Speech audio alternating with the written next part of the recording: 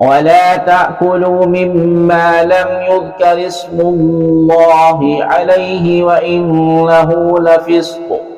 وإن الشياطين ليوحون إلى أوليائهم ليجادلوكم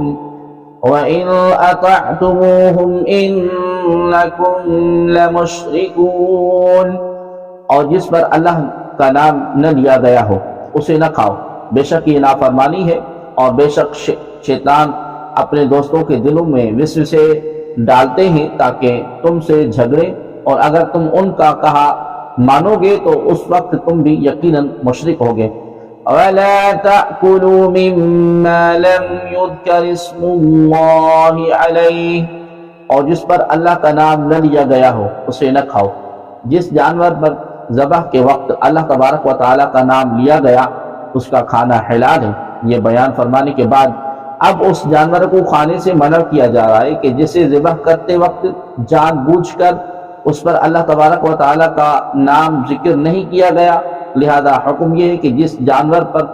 مسلمان یا کتابی نے جان بوجھ کر اللہ تبارک و تعالیٰ کا نام ذکر نہ کیا وہ حرام ہے،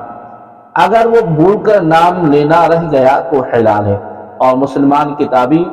کے علاوہ کسی دوسرے کا ذبح کیا ہوا مطلقاً حرام ہے۔ یاد رہے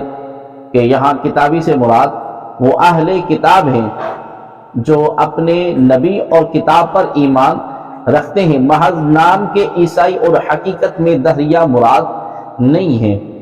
وَإِنَّ الشَّيَاطِينَ لَيُوحُونَ إِلَىٰ أَوْلِيَائِهِمْ،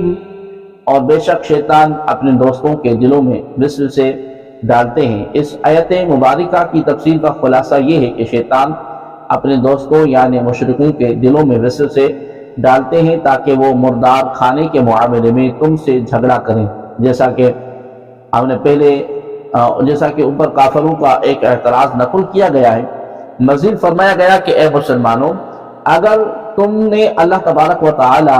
کے حرام کردہ کو حلال کہنے میں ان کافروں کی بات مانی تو اس وقت تم بھی یقیناً مشرک ہوگے، کیونکہ دین میں حکم الہی کو چھوڑنا اور دوسرے کے حکم کو ماننا اور اللہ تبارک و تعالی کے سوا اور کو حاکم قرار دینا شرک ہے۔ اس آیت سے معلوم ہوا کہ بغیر علم دینی مسائل میں جھگڑنا یا محض جھگڑے کی نیت سے مناظرہ کرنا شیطانی لوگوں کا کام ہے، لیکن تحقیق حق کے لیے مناظرہ کرنا عبادت ہے۔